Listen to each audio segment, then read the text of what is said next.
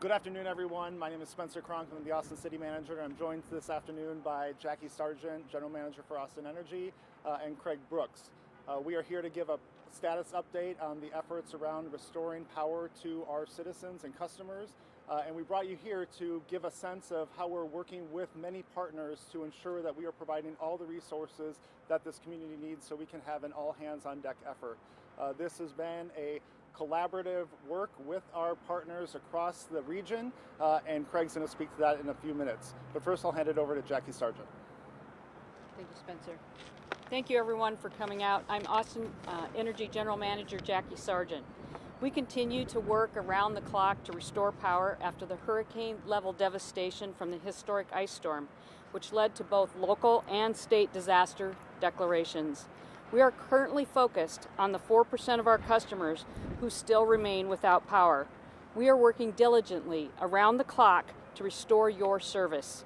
We have not forgotten about you, and we will continue to work until everyone's lights are back on. More than 96% of our customers now have power. From around the time that I spoke with you yesterday, we've restored power to about 19,000 more customers, and we have completed nearly 333,000 restorations since the beginning of this historic ice storm. Currently, there are about 1,100 outages affecting approximately 21,000 customers.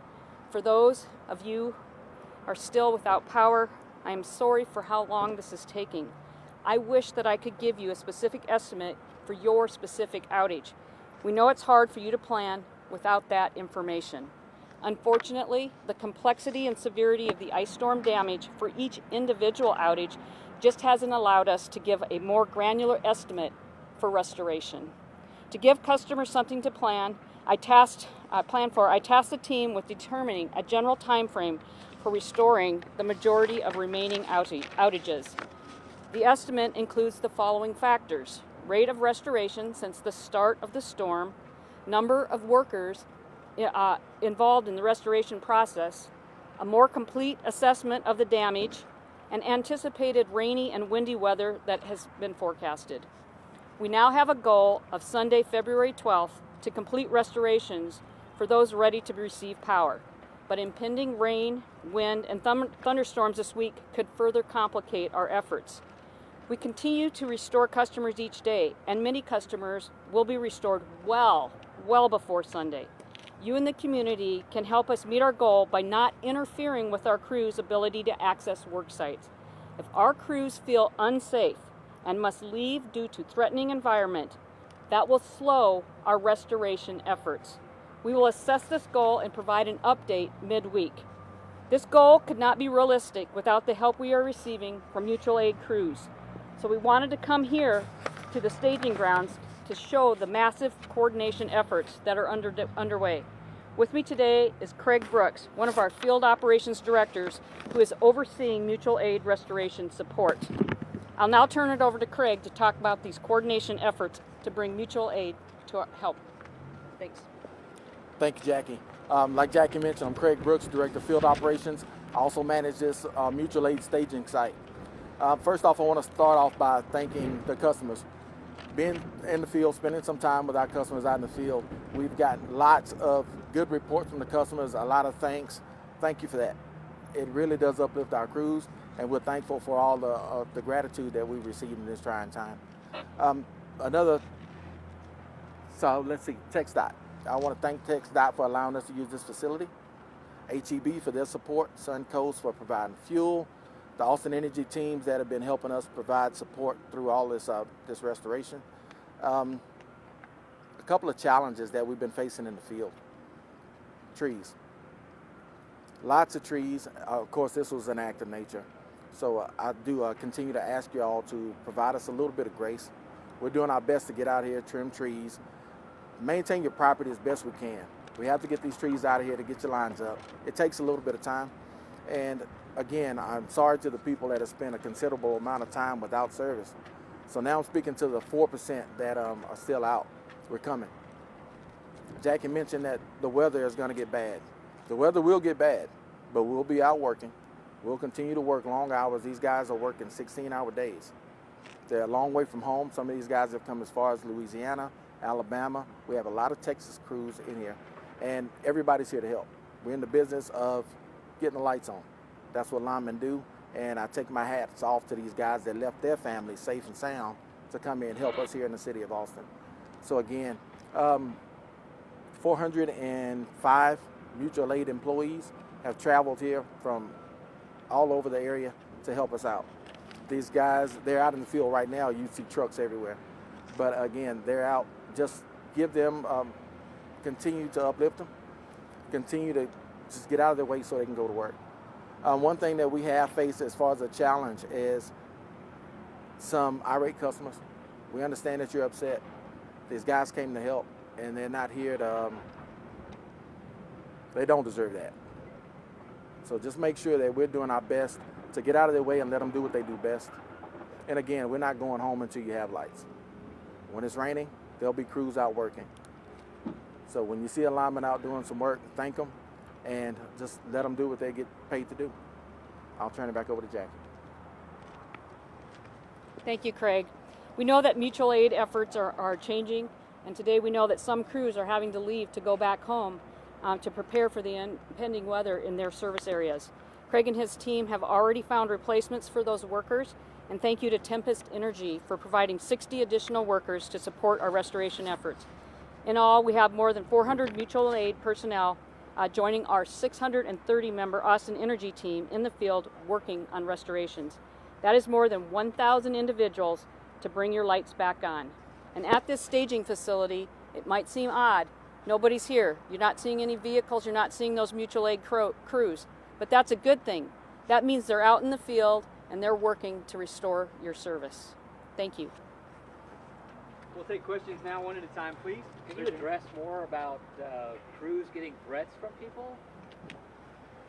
Is it anything beyond verbal, or is it just verbal, or what's going on there? Some verbal. Some people are protecting their property. We even have, of course, we're working 24 hours a day. So as our crews are out working, sometimes we may surprise a customer, and they may come out and address our crews. So that's what's happening with some of these incidents with the customers. Have you had to leave any sites because of this so far? No, we have not, but we will. If our crews, the safety of our crews is the most important thing that we have. We will not put them in harm's way. Our internal crews, especially not the guys that are coming in to help from other places. My number one priority is making sure these guys get home the way they showed up here. So at this point, these threats have not inhibited y'all's repair efforts? We have one where we had to contact Austin Police Department, but that's the only report we have so far. That 4% without power, are there certain common issues across the board there, or were those the lower priority? Just curious why that's just the 4% remains. Every customer is our priority. Trees. We have so many customers without power, and we have a certain amount of crews to help restore. And we're just trying to be as efficient as we can and systematically work down through those outages. What's making the fixes that still need to be done more challenging? I know the trees, but any other factors coming up? Well, these are the small customer outages. A lot of those, a lot of trees, a lot of wire down. Some of them are access issues. So little things like that. It's random things that just slow down restorations, and it's typical for this type of event. I know Austin Energy also mentioned once the power does get on in some of these areas, there are going to be some customers that have to fix things on their own property. Could you talk about that? What the next step for them is? You still have to wait till that power comes back on before I assume you can figure that stuff out. Well, a lot of the customers that have damage to their facilities, they'll have to enlist a local electrician to make repairs to their facilities, and then we'll disconnect it and come back later when they're ready, and we'll hook up their power. Is the 4% located in a specific area, or is it spread? It is spread out across our territory. When we talk about the wind and rain that's going to be coming out later this week, how much is that going to inhibit your work? Are we talking even if it's a light drizzle, we could see delays, or is it more just as long as there's not severe weather? Well, anytime that we have inclement weather, it slows down the restoration. We have to think about driving in the city, and it's just not our guys out there on the highway. We're against the traffic, and everybody knows how bad the traffic here is in Austin. And just the work that we do, making sure that everything is grounded, it's safe for our guys to complete this work. Got a question for you, Jackie. I believe this would the critical medical list. Does Austin Energy have something that keeps you informed on, patients or people who need that power, especially with oxygen, things like that? I had a customer tell me that she's been reaching out, having issues specifically, and she said her power on Sunday is the latest she heard.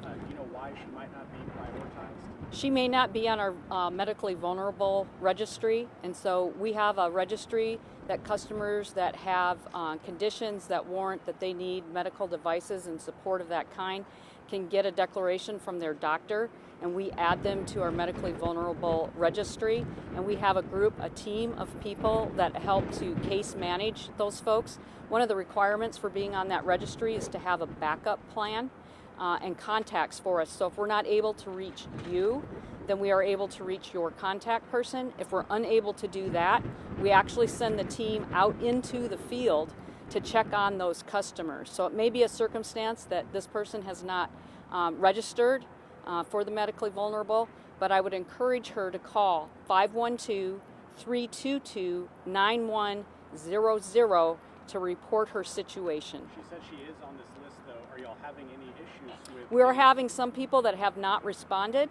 We have had some of their contacts that have not responded, and we have sent people to the field, and we have had a few customers, less than a handful, that have not responded to us. So if we come to your location, to your residence to help you, and you don't respond, then that creates a challenge for us.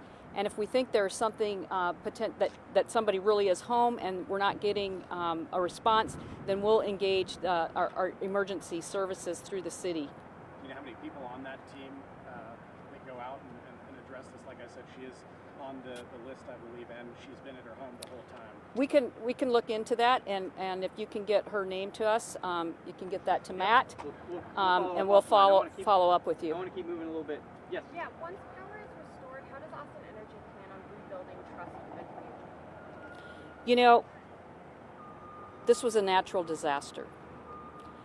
The chairman of the Public Utility Commission of Texas has likened it to an ice hurricane.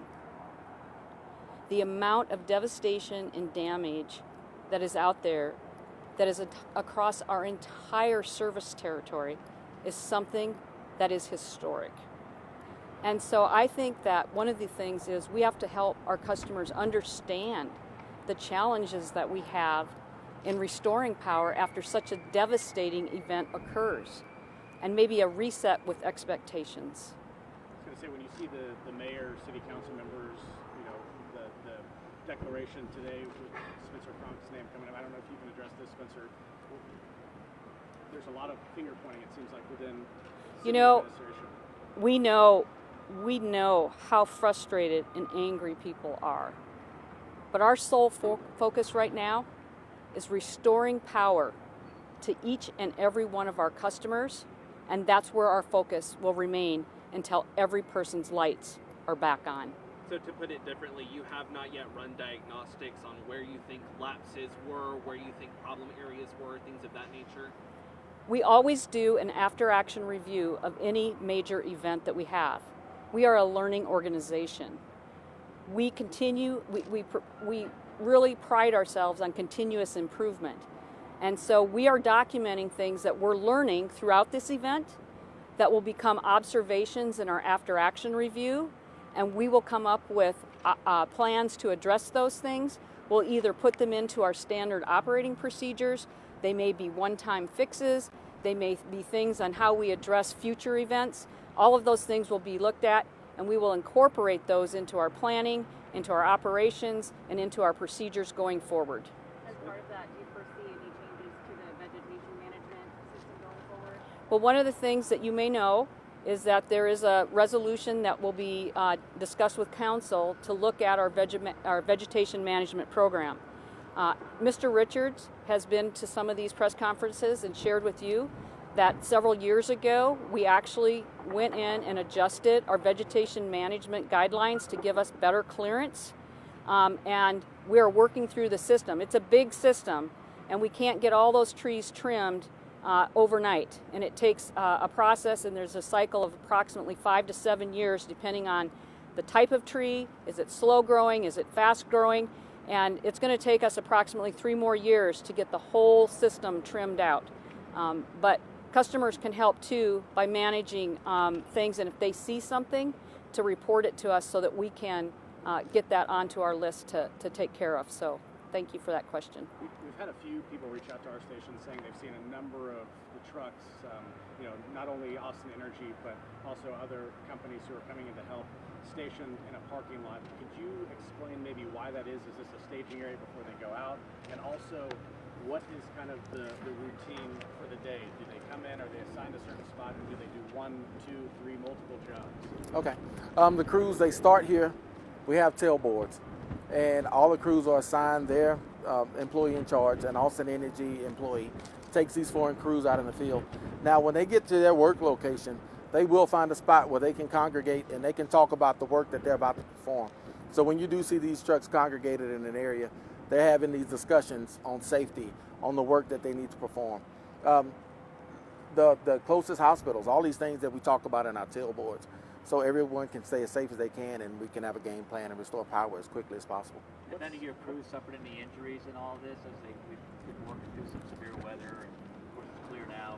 No, sir, I'm very proud to say that we have gone throughout this incident without any accidents, any injuries. Are your crews going to multiple jobs a day, or is it just kind of 1, 2, 3, or do you kind of assess as you go? It depends on the job site, the devastation. They work, they get it done, they move to another one. So yes, they could be hitting multiple job sites in the course of a day. To give customers an understanding, what's the longest? I know there's certain time periods. It might be a quick fix or a long one. What's the longest y'all have seen, a job site take? 2 days. A tower collapsed Tower. and took down multiple spans of our primary conductor and poles. And communications tower. And our CenterPoint Energy mutual aid crews took that on. They completed their work in 2 days. Were any citations or charges issued in these incidents that APD had to be called? I'm sorry? Were there any citations or charges against individuals when you had to call APD? I'm not aware. Got time for 2 more. Anyone? I have a quick question. This may be for Jackie. We obviously saw the state of emergency declared at the state level over the weekend. Is there any early indications on where you would like to see funding go towards from that state of emergency declaration? Well, one of the things we would like to see some funding go to assisting our customers. We know that, and if you've driven around the community, that customers' houses have been impacted. Depending on what their insurance is, there may be additional needs that they have. They may need support with covering their deductible. And their automobiles, some people's automobiles, and maybe if they only had liability insurance, that might be the only car that they have, and if a tree came down on that and destroyed it in this event, different things like that could be outreach, and just the repairs that are going to need to be done on their end. From our perspective, one of the benefits of that declaration is that all of this mutual support that we're bringing in will qualify for FEMA reimbursement, and so these additional costs that we're incurring will not have to be borne by our customers. Last one. We're now being told that Sunday is kind of the expected power restoration date for nearly all customers. Can you first of all maybe clarify what nearly means, and then talk about, just so people understand maybe why the timeline has been underestimated since we heard earlier dates prior to this? So when we first tried to give an estimate of timeline for restoration, we hadn't been out to be able to fully patrol all of the areas and fully understand the extent of the damage. And so with our experience from past storms, typically you would have a circuit that would be down, and you would be able to go out, get that circuit restored, and that would restore a much larger group of customers than what we saw this time, because in this event there were multiple impacts to circuits. So it wasn't just go out and remove this impediment. It was also about, okay, that's not it. There's this, oh, there's 2 more, there's 2 poles, there's guy wires, there's a cross arm, and it's just, the whole service territory was impacted by that. And so what the team did is, as I explained earlier, is they took that information and they looked at how we've been doing on restorations. They looked at the amount of resources, people, and things that we have available, and they put that together to come up with that estimate. Now, you know, because I've been reporting every day how many customers that we've restored, and it was about 19,000 since we met around when we met yesterday. And we'll continue. We'll continue around the clock. We'll continue to add those restorations, and we'll continue to see those numbers of customers with power go up and those without go down. And customers will see this happen. It's not that the remaining customers aren't going to be restored until Sunday. There may be a few, because there's a lot of work to get done until we get to that point. And they also took into account the potential impact based on the weather forecast for Tuesday and Wednesday, the weather that's coming in. So depending on how significant that is, the real concern there is the trees are compromised. The trees are compromised. We had drought going into this, then we had all that ice, and that's a lot of weight. For those of you that saw that structure yesterday where we were out on site and how complicated that restoration was, if we get high winds, if we get more moisture in the ground, and then we get high enough winds or wind gusts, we could potentially, people's trees could come over and cause more outages and more work for repair. So we just need to monitor and manage that. Mr. Crunk, any last words, taking into account the frustration of the people? Just want to again reiterate Jackie's statement on our sole focus is on this response to this historic winter event, and we will not rest until we have every single one of our customers with power again. This is an event that we have never seen before, and we need to support our crews. Craig did a great job of explaining some of the incredible work that is happening and the mutual aid that is here. So that's where our focus is, and we appreciate everyone's time this afternoon. Thank you. Thank you. One quick follow-up, just for customers who are out. I know a lot of people trying to do it themselves, cut down the branches, things like that. Could you tell them, could that impact these restoration process here if they trim something bad or do it themselves instead of getting a professional team out there? Well, one of the things that I've been talking about all along is how important safety is. And if you have down power lines, call 512-322-9100 to make sure that those power lines are removed. Do not try to do those yourself. And if you have any power lines that are sparking, to call 911 and report those, because it can be very dangerous. If you don't know if it's a communications lines or a power line, but you see a line down, assume that it is energized, because you do not want to come in contact. You do not want your kids out in the yard. You don't want your pets out in the yard because that's very life-threatening. For work that they're comfortable doing or know how to do, tree management can be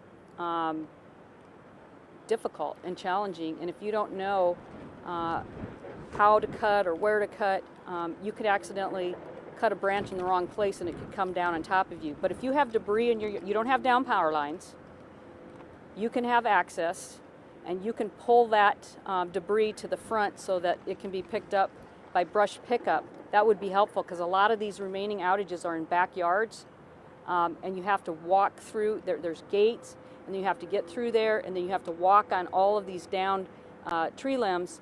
And so if there's any assistance there, that would increase the ability for the crews to get back there and restore power more quickly.